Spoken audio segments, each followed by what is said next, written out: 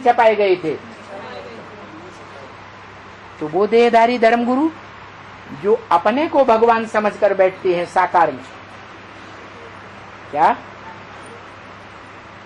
हम ही भगवान हैं, शिवो हम, वो मानेंगे कि हमारे में तुम्हारे में सब में भगवान नहीं है, भगवान तो एक व्यापी है। उस एक को हमने पहचान लिया। तुम पूछेंगे ये ज्ञान तुमको किसने दिया है? इसे एडवांस ज्ञान को पहले कौन समझेंगे?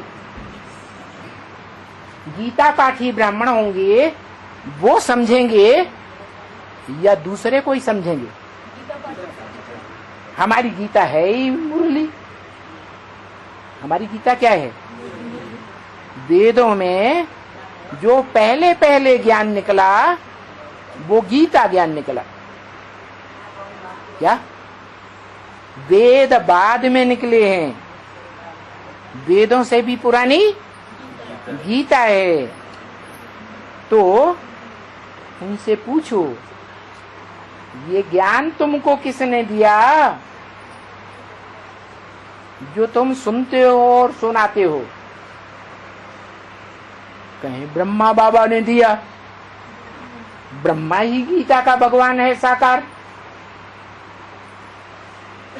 तो उन्हें बताओ कि ब्रह्मा को भी ज्ञान किसने दिया? उनके साक्षात्कारों का। तो क्या कहेंगे? है?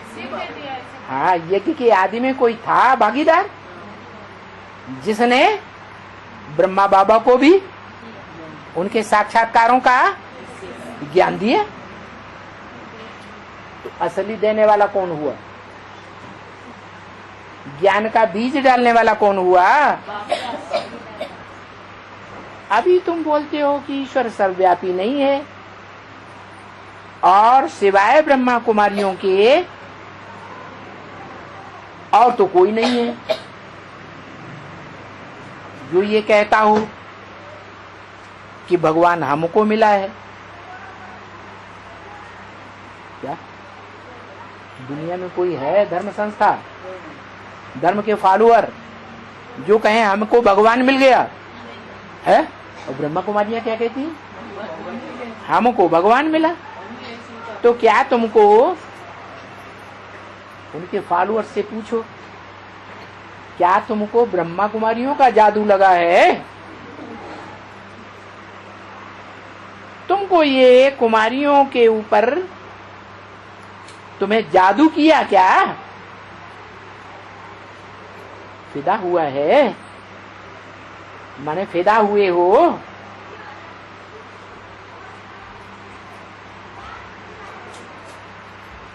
भगाए देगा उनको जो ऐसा उनके सामने बोलेंगे। समझेंगे? इनको हम यहाँ आने देंगे तो हमारी राजाई चट्ट हो जाएगी। नहीं तो ऐसे बहुत आते हैं, बिल्कुल मानते हैं। देखो ढेर के ढेर वो तुम्हारे अहमदाबाद में प्रदर्शनी हुई, वो भी वहां लिखते हैं कि बरोबर भगवान सर्वव्यापी नहीं है। गीता का भगवान सर्वव्यापी नहीं है, भगवान तो एक ही है ना। भगवान कोई मनुष्य थोड़ा ही हो सकता है। मनुष्य किसी कहा जाता है? मनन चिंतन मंथन करे तो मनुष्य, और मनन चिंतन न करे तो मनुष्य है या जानवर है? मनुष्य है ही नहीं जो मन का उपयोग न करे। तो बरोबर भगवान सर्वव्यापी नहीं है। भगवान कोई मनुष्य नहीं हो सकता जो मन से मनन चिंतन मंथन करता है मनन चिंतन मंथन करके व्याख्या करता है, वो कपिल मुनि कहा जाता है। सांख्य शास्त्र का मूल प्रणेता कहा जाता है। जिस कपिल मुनि के नाम पर काम्पिल्य नगरी बनी, वो कपिल मुनि भगवान नहीं हो सकता, क्योंकि मन का उपयोग करके, मनन चिंतन मंथन करके बात का, ज्ञान का विस्तार बताता है। सांख्य शास्त्र का प्रणेता सह आख्या, आख्या माने व्याख्या, व्याख्या के साथ एक एक बात के हिज्जे हिज्जे करके समझाता है। वो कपिल मुनि है, मनन चिंतन मंथन करने वाला मुनि, या भगवान है? मुनि है। मनन चिंतन मंथन करने वाला मनुष्य भगवान हो ही नहीं सकता। भगवान कौन हो सकता है? जो मनन चिंतन मंथन, विचार सागर मंथन से भी ऊंची स्टेज में चला जाए, ज्योति बिंदु बन जाए, निराकारी स्टेज धारण कर ले, निसंकल्प बन जाए, कोई संकल्प न चले। क्या? मेरा तो एक शिव बाबा, दूसरा न कोई। एक ज्योति बिंदु निसंकल्पी स्टेज में निरंतर टिक जाए, मन का उपयोग न करे। निसंकल्प माने मन का उपयोग करता है या नहीं है? नहीं करता, उसको कहेंगे भगवान। वो मनुष्य नहीं है। मनुष्य मनु की औलाद को कहा जाता है। क्या? जो शास्त्रों में, भक्ति मार्ग में गायन है, क्या क्या गायन है? शास्त्रों में गायन है, इस बात का गायन है कि मनु से मनुष्य पैदा हुए। आदि मनु ब्रह्मा को कहा जाता है। मनन चिंतन मंथन करने वाला, मन का उपयोग करने वाला मनुष्य कहा जाता है।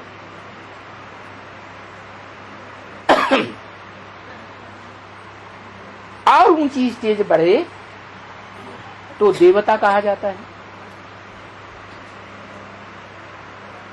अपनी आत्मा को याद करने वाला, ज्योति बिंदु आत्मा को याद करता है, अपने स्वरूप को, वो देवता कहा जाता है। और भगवान त्रिकालदर्शी होता है, सिर्फ अपना ज्ञाता होता है, वो तो त्रिकालदर्शी है, वो भगवान कहा जाता है। तो त्रिकालदर्शी शिव बाप है, जो जन्म मरण के चक्र में नहीं आता, लेकिन वो कहता है मैं जब इस सृष्टि पर मुकर्रर रथ में आता हूं तो आप समान बना करके जाता हूं, नंबरवार तुम बच्चों को।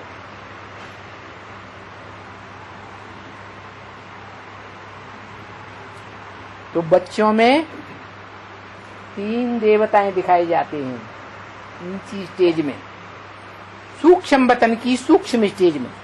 कौन कौन? ब्रह्मापुरी में ब्रह्मा, विष्णुपुरी में विष्णु, और सबसे ऊपर शंकरपुरी, वो भी सूक्ष्म वतन है। मनन चिंतन मंथन की सूक्ष्म स्टेज है या साकार स्टेज है? मनन चिंतन की सूक्ष्म स्टेज है। शंकर को भी देवता ही कहेंगे, भगवान नहीं कहेंगे। शंकर याद का पुरुषार्थी है या पुरुषार्थ कराने वाला है? पुरुषार्थी है, संपन्न आत्मा नहीं है।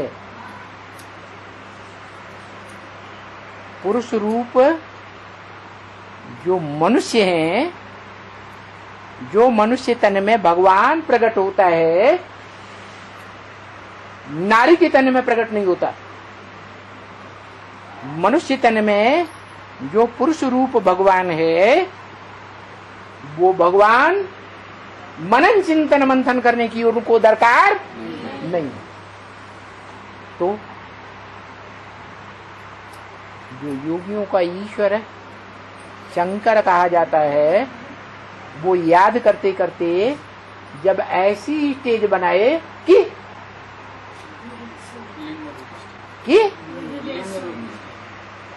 ऐसी स्टेज बनाए कि मनन चिंतन मंथन करने की दरकार ही न रहे, शिव समान त्रिकालदर्शी बन जाए, तो दरकार है? दरकार ही नहीं। तो मनुष्य को भगवान नहीं कह सकते। क्यों?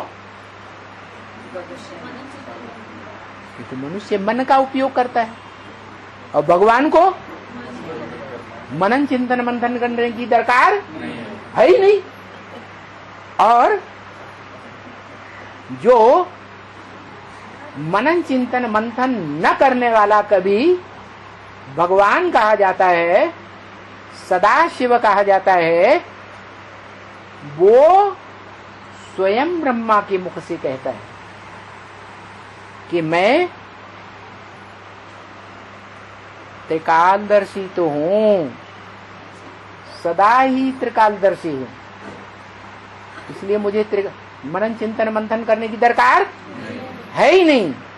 लेकिन मैं जब इस सृष्टि पर आता हूं, जिस मुकर्रर रथ में आता हूं, उस रथधारी को, जो मनुष्य आत्माओं में बड़ा भाई है, उसको आप समान बना लेता हूं। कैसा बना लेता हूं? आप समान मन निरंतर निराकारी स्टेज में रहने वाला, निरंतर निसंकल्प स्टेज में रहने वाला, ऐसा निराकारी निर्विकारी बना लेता हूं, तो वो ही सृष्टि पर भगवान कहा जाता है। क्या कहा जाता है? भगवान कहा जाता है। लेकिन मुसलमान लोग कहते हैं आदम को खुदा मत कहो, आदम खुदा नहीं, लेकिन खुदा के नूर से आदम जुदा नहीं। बात सच्ची है या झूठी है? माने आदम जो सृष्टि का आदि पुरुष है, जिसका संपन्न रूप शिवलिंग पूजा जाता है, वो भगवान के रूप में भारतवासी नहीं पूजते हैं। पूजते हैं तो एवर पूज्य है या नहीं है?